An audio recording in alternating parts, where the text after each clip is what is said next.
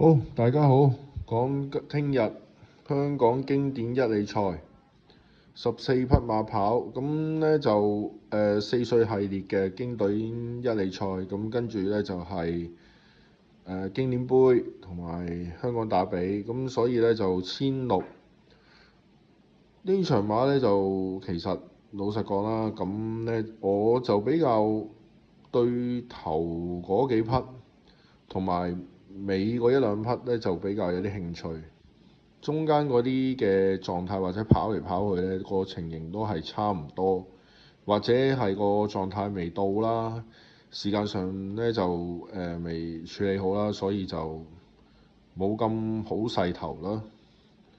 咁先講就係一啲我覺得比較麻煩啲嘅馬，即係唔係太大機會嘅。咁啊，智勝神駒啦，跑嗰陣時嗰個位置或者操練上我都覺得仲有啲禮計甩甩咳咳啦。閃武滿貫就灌注力可以嘅，但係就出嚟效果都係麻麻地。星幻又比較沉少少啦，係咯，比較沉少少。咁另外威利金箭呢就匹馬 OK 嘅，越跑越順，越跑越好嘅。但係好似爭咁啲運氣啦。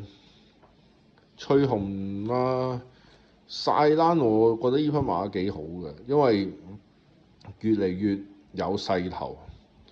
其實呢場馬呢就不外乎呢就兩個關鍵點，第一就先睇廖康明啦，就今季呢，佢係銳意想爭大賽嘅，同埋佢有4匹馬去報，一匹白鹿金剛啦，一匹翠紅啦、晒蘭啦，同埋匹智勝神駒啦。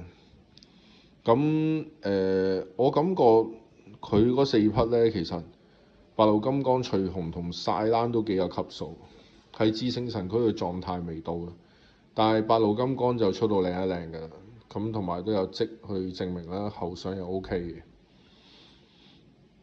咁跟住就睇另一匹啦，天星呢匹馬有啲冷味啦，用霍雲星應該係會盡力擺前嘅，咁但係1600得唔得呢？就一個疑問。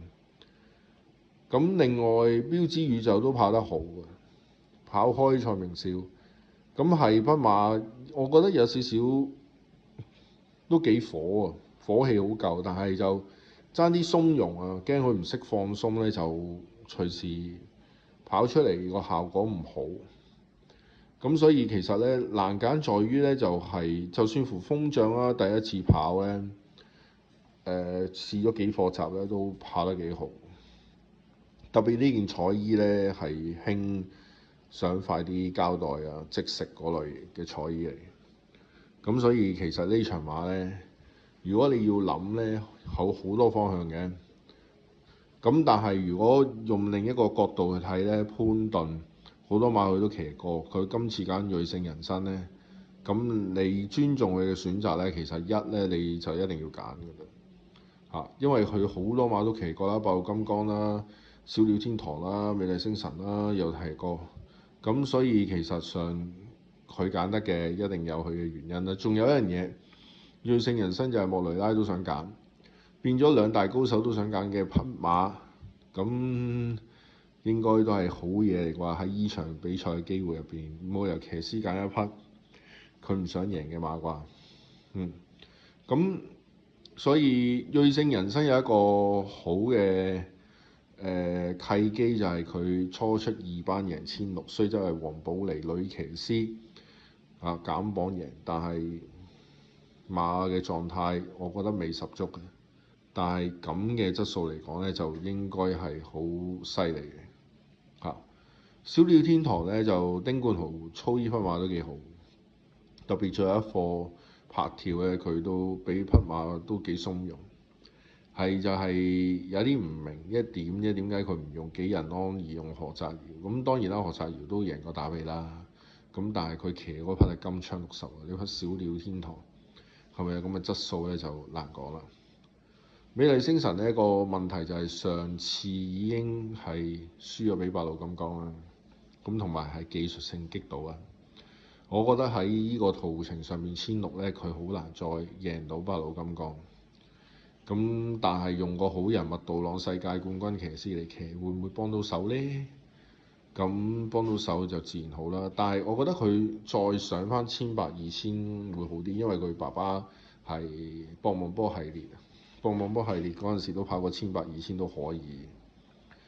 咁晒單，我覺得個表現係進幅好大，同埋巴道喺手咧跑大賽又 OK。咁再落去起專龍咧，幾人安食呢啲馬又 OK。風象我又覺得你用麥文堅，雖則唔好睇小佢喎。呢匹馬呢個馬主係中意起懶，同埋係打俾象王都係呢件彩衣啦，所以佢都好想贏。所以搞嚟搞去咧，結合咧，我呢個場嘅框架會比較闊咯。我覺得呢匹晒冷咧，隨時有更好嘅表現啦。咁晒冷上場係都跑得好好嘅。上場嘅意思即係啱啱出賽嗰場啦，當然佢跑第2跑1400，我覺得呢匹馬1600 OK， 巴道肯騎，所以呢匹晒冷用到巴道咧，我又覺得有啲睇頭。反而翠紅咧近呢2場都唔係跑得太好嚇，咁跑1600、1200，我又覺得呢匹反而睇低少少。今次咧咁多馬去護駕咧，都想贏翻場大賽㗎啦，係嘛？咁所以冇理由淨係得竹園贏到啊2級賽。咁所以呢場廖可明嘅戰意好濃厚㗎啦，4匹。咁又冇得打對制，因為打比1星1次，啲馬主都唔會俾你打對制。同埋咧留意匹起專龍，呢匹馬咧1600，上次而家用強配幾人安咧，潘頓雖則騎過啊，佢唔揀啊，但係呢匹馬都有啲機會睇頭，有勢頭啊！呢匹馬唔能夠忽視，起專龍啊！咁所以我覺得呢場馬就算風象啊，嗱，我俾大家睇翻個績啊，風象跑第5600初出，唔好睇小呢匹馬嚇，隨時有驚喜，用麥文堅都唔係話俾你聽棄權啦。所以咧，反而當然啦，你標之宇宙係強啦，亦都贏過啦嚇。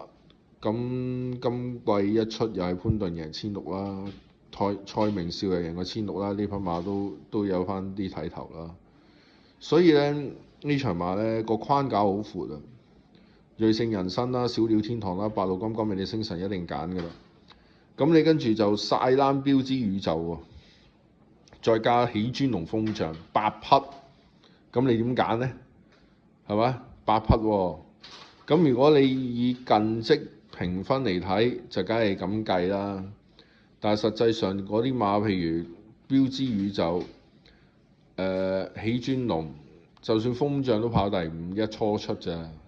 所以咧呢場馬咧就真係比較難揀。我會屬意咧就係瑞勝人生、白鹿金剛為先，跟住咧睇下美麗星辰、風象、起專龍同晒冷標之宇宙度揀。咁你話幾複雜咧？所以咧，如果我去揀嘅話咧，大賽梗係揀騎師啦。咁啊，梗係白鹿金剛、瑞勝人生、美麗星辰、風象、晒冷，呢度都5匹啊！好難揀，真係好難揀嚇。如果以評分嚟講，就寧願揀1至4啦。但係如果你要撚一隻，你會覺得有啲睇頭嘅話咧，可能你真係撚隻標之宇宙啦，或者撚隻風象。尤其是風象咧，我覺得呢匹馬呢場馬可能有脫胎換骨嘅表現，因為你始終咧上場係第1次出嘅馬嚇，同埋英愛馬就雖則跑1600唔係叻，但係佢咁快就適應到咧，唔好睇小呢匹馬。呢匹就真係黑馬啦！我覺得2匹黑起專龍都係黑馬啦，係咪？咁所以如果正頭正路揀呢，就應該係瑞聖人生、八路金剛、美麗星辰，跟住你會揀匹標之宇宙或者風象、氣尊龍呢度揀。咁如果你真係落隻4匹嘅，咁我就屬意真係瑞聖人生、八路金剛、美麗星辰3匹，再加一匹你覺得有機會懶懶地嘅，咁我會諗隻標之宇宙同埋風象呢度揀，係啦。因為如果潘頓騎過唔騎呢，咁就不如大膽啲啦嚇，即係好婆媽講得。